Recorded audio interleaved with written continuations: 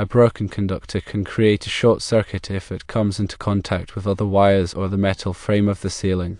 This could cause a power surge or even a fire.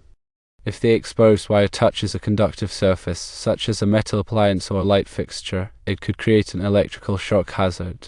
The National Electrical Code requires that electrical wires be protected from physical damage and have accessible splices for maintenance and repair. In this case, the spliced wire is not accessible and is now buried in the ceiling. To mitigate the situation, firstly, insulate the spliced wire with electrical tape or a wire nut to prevent it from making contact with other wires or conductive surfaces.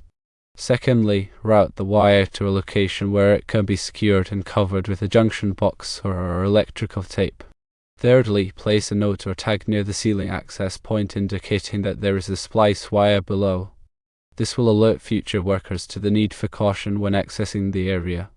While it is not ideal to have a spliced and inaccessible wire in your ceiling, the situation can be made safer by following the above mitigation strategies. It is important to ensure that the exposed wire is properly protected and that future workers are aware of its presence. However, it is recommended that you consult with a qualified electrician to inspect the installation and provide a professional assessment.